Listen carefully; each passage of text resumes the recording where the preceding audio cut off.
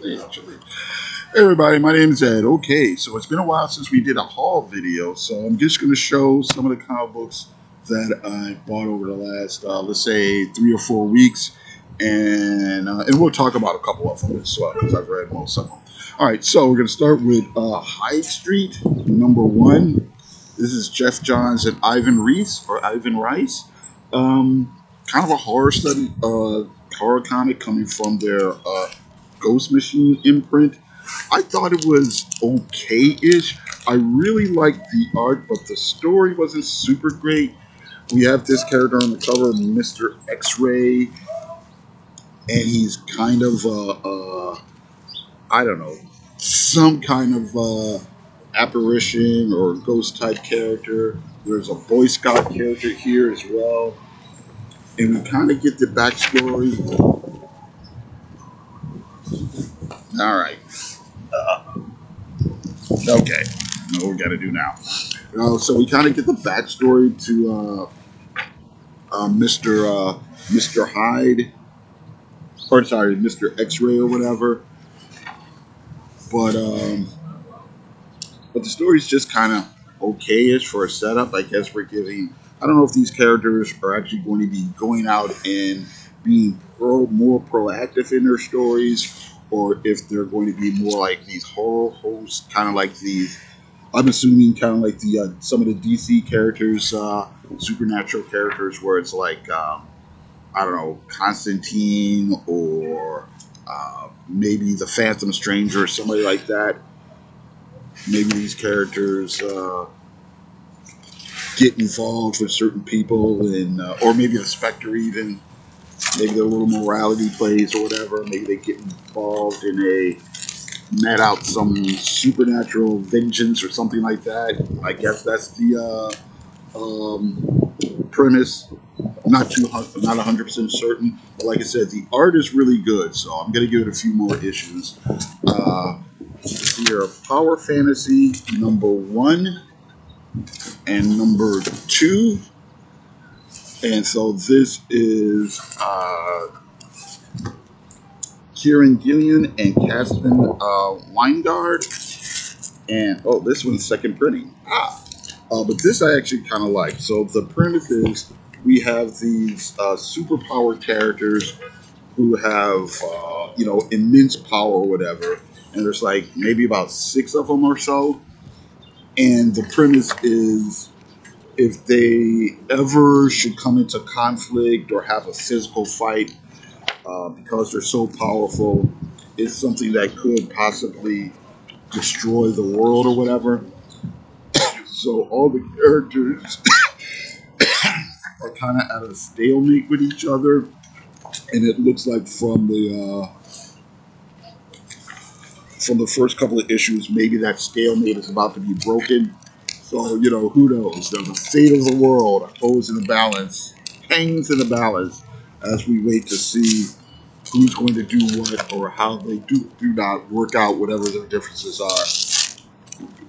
So this is pretty fun.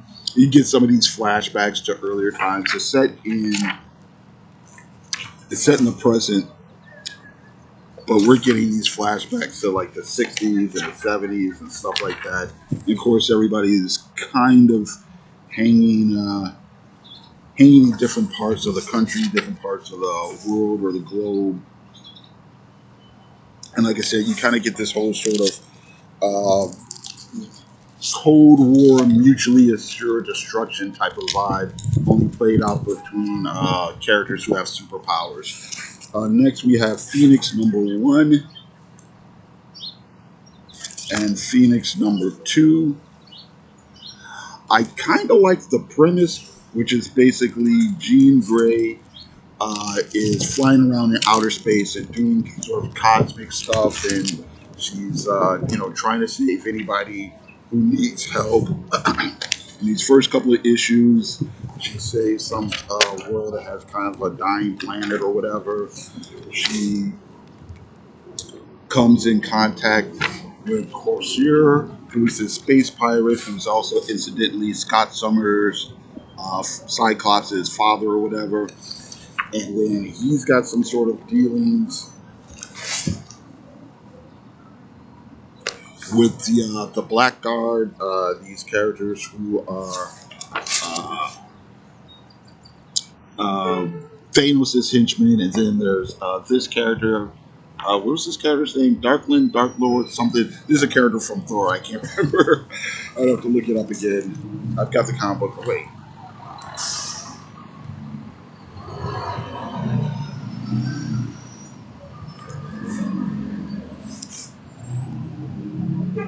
Well, no, they don't really go into his backstory, but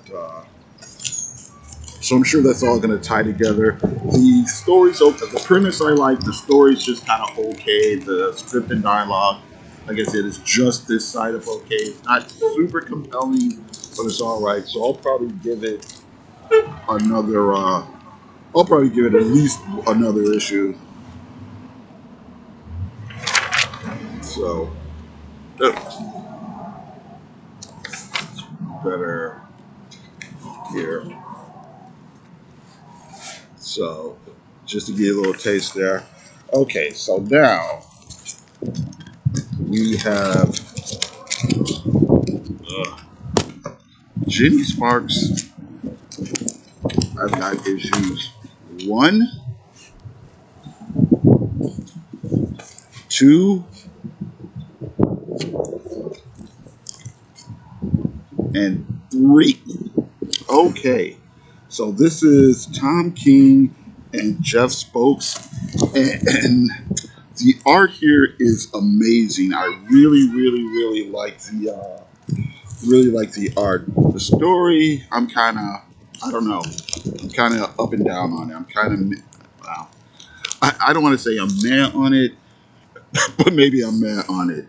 The art, though, like I said, is amazing. So basically, the story has to do something with Jenny Sparks.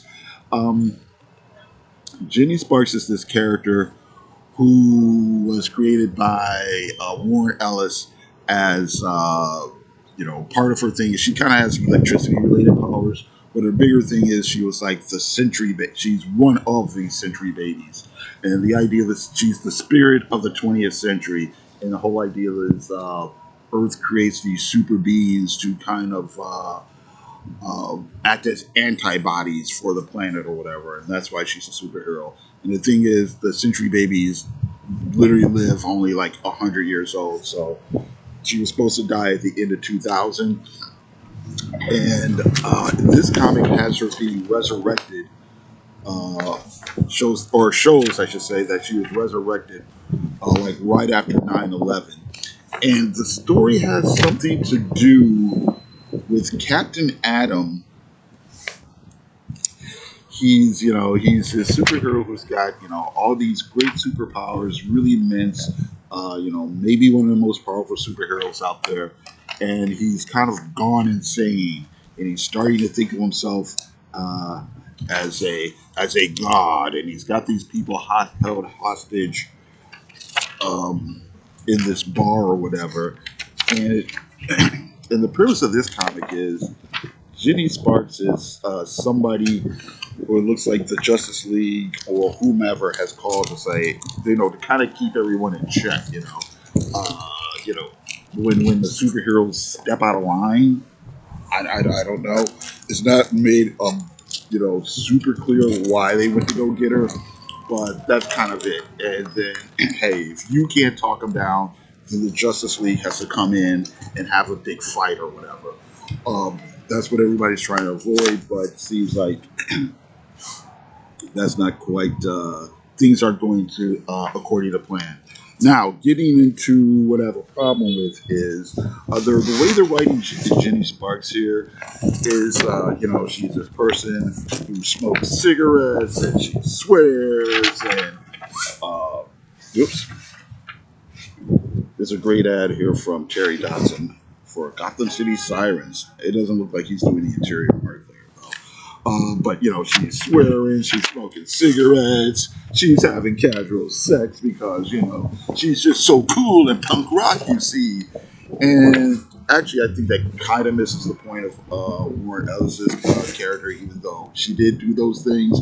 But I think when Warren Ellis was writing the character, especially when he was writing her in like Stormwatch, it was supposed to be because, well, she had, she was the old vet who had seen too much and all this type of stuff, and had just grown cynical. Although in the Authority, she kind of grew out of that. And here, it just looks like the way he's writing his characters. I'm just so too cool for school. But anyway, I'm not sure, 100% sure what Tom King thinks he's getting at. The story jumps back and forth between, like I said, 9/11, the war on terror, then the current times, and Sparks keeps having these conversations with the mainstream superheroes, so, Superman and Batman, and you're not gods, and I guess he's trying to go for that kind of cynical. Um, I don't know. Why don't the superheroes save the world or take care of the real problems or something? I don't know. Um, I hate to say it, but I think this is another one of Tom King's trauma comics, you know what I mean? And I'm not making fun of people who go through trauma or Tom King, but it's like, you got this Mr. Miracle he did, it was really good. The Vision series he did for Marvel Comics was really good. But then there was that Heroes in Crisis thing, which kind of was not super great. And I think he's going for that same thing here, the idea of, superheroes, with trauma or with depression or whatever. But okay, but anyway, getting back to the point, I really, really do love this art, so I'm just gonna keep buying it just for the art. Maybe he'll pull it together in the next couple of issues, maybe not. Okay, so I've got Get Furry #1. Sun's coming back out. When I sat down here, I thought, oh, this is a great, great, great shot here, and then the sun went behind clouds, but now it's coming back. And I've got #2, and I've got #3. I'm sorry, I've got #4. So I've read #1 and #2. I haven't read 4 because I don't have 3. Because when I went to order 3 and 4, the place I ordered them from didn't have 3. I don't know. But basically, what the story is, it's a Marvel Max series. It's set in Vietnam, and it's Frank Castle before he becomes the Punisher. He's given orders by his superiors to go find Nick Fury, who's been captured by the Viet Cong, and they don't want him to save him necessarily. They're like, yeah, you find him, you probably should just go ahead and shoot him or whatever, because I guess Nick Fury knows too much. but yeah, it's another Garth Ennis war comic.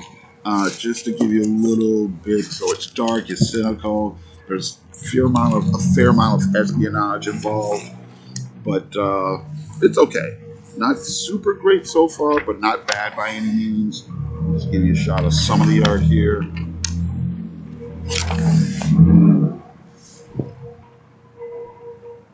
But yeah, I'm on board. I wouldn't mind seeing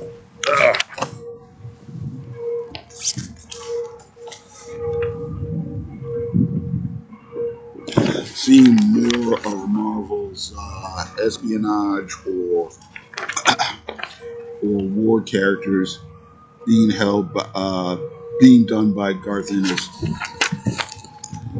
But where we are. Okay, so now we're just going to get into some older back issues.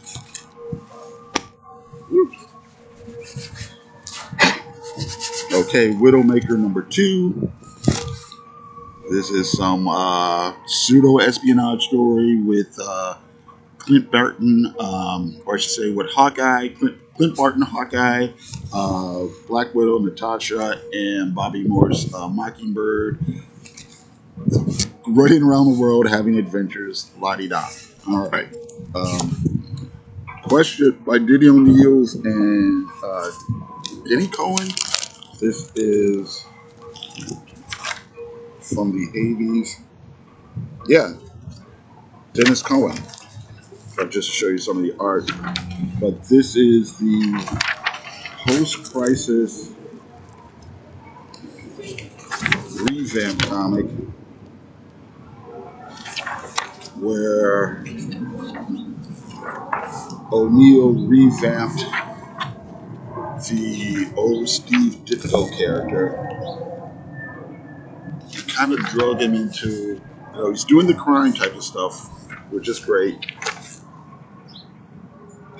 but he kind of drugged the character into slightly more philosophical waters. So,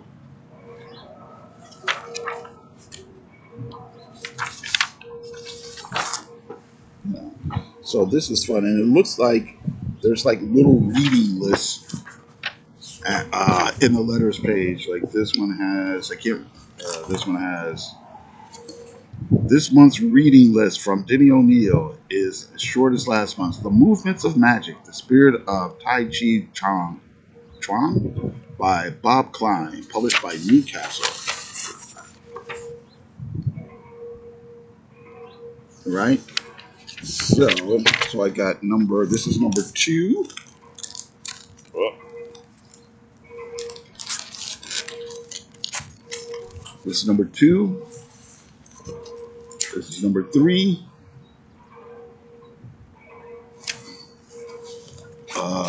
Whisper number 1. Whisper number 2.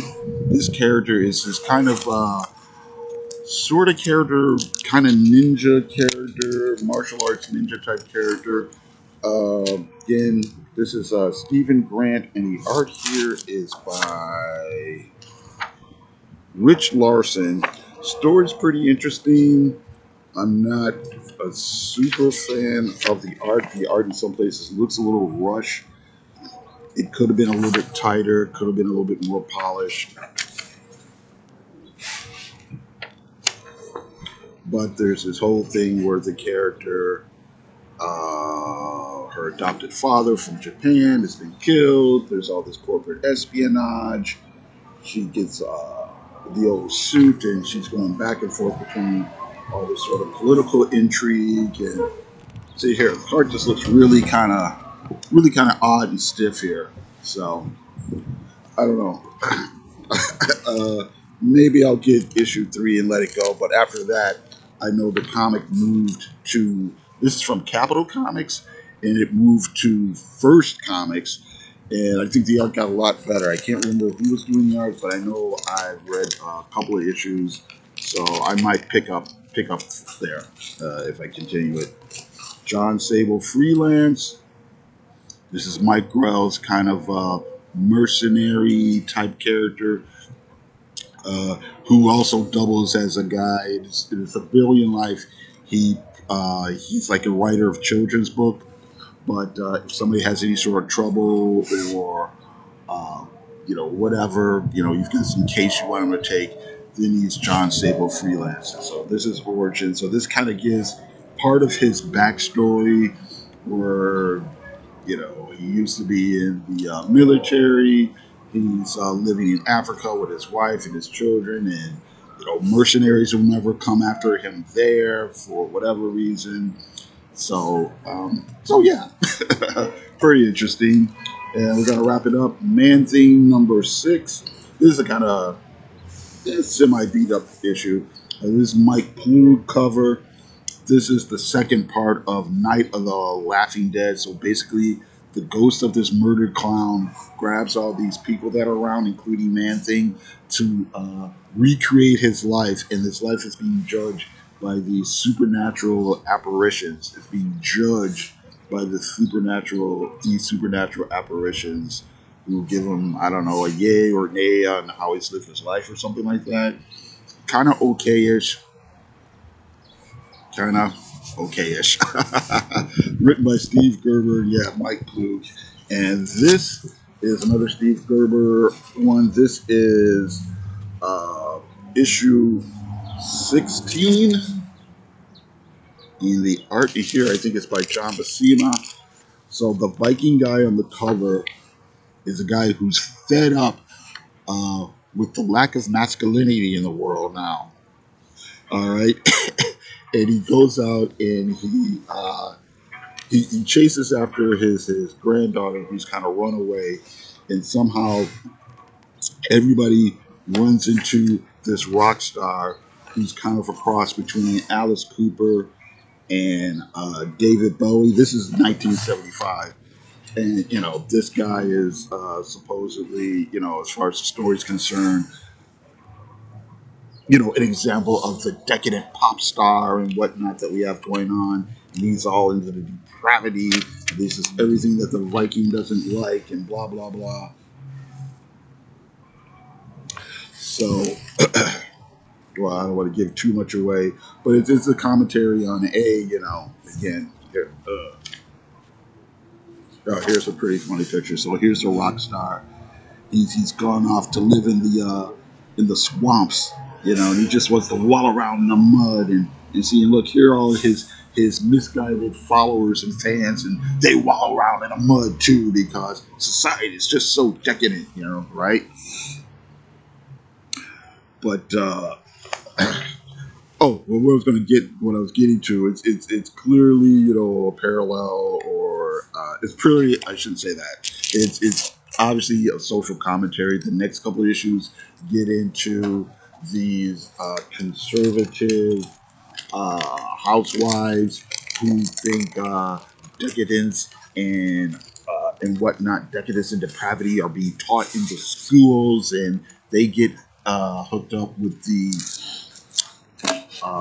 Viking, and there's all kinds of protests here and protests there, and censorship and all this sort of thing. So maybe we'll talk about it because a lot of the arguments that these characters are using in this comic from like almost 50 years ago are the same sort of arguments we here today with what's going on in pop culture and whatnot, and culture war stuff, what have you.